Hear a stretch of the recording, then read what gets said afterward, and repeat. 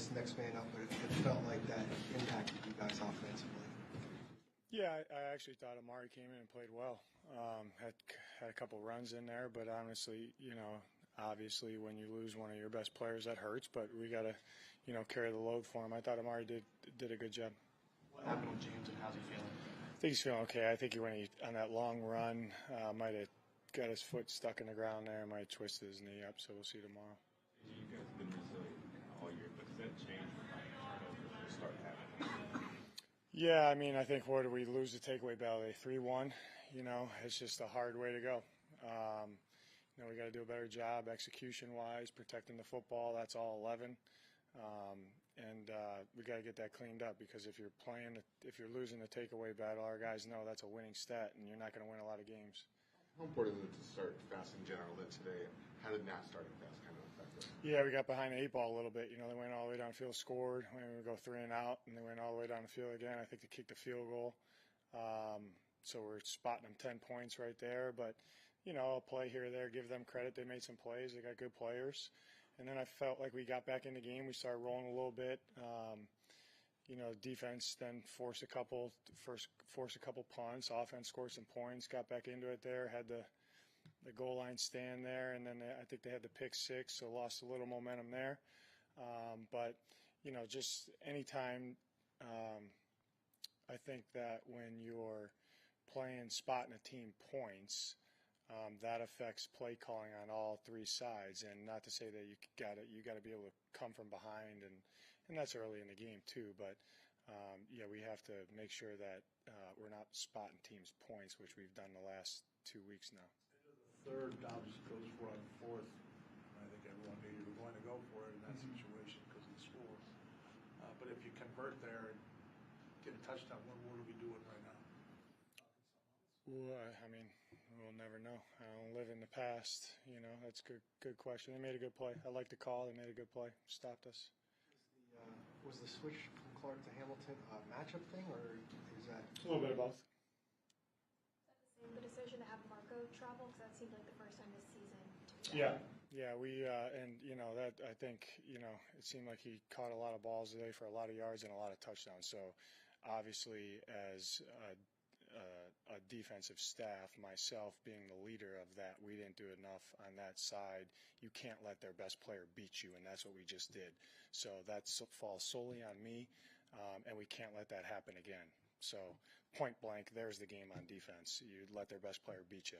I'm pissed off about it. It's my fault, and we got to get that cleaned up. How much did the loss of JT, though, hurt that situation? A little bit, but guys, that's the NFL. You watch games, there's guys going in and out of the lineup, you know what I mean? Where, I think JT got nicked there. Hamilton got nicked, but then returned, I think. So we had some new guys playing, but you got to step up and you got to play and execute. And it's our job to put them in the right positions and help them out. You mentioned liking the call on that 4th and 1. Yeah. Did you consider the push play? That's working really well. Yeah, that's a good question, Howard. I thought it was too long for the push play. It looked like almost 2 to me. Probably 1.5 yards it was. I don't exactly know. I walked down there and looked. Yes, we would. We got some other things on, 3rd and 4th and 1 too, but thought it was too long for that there.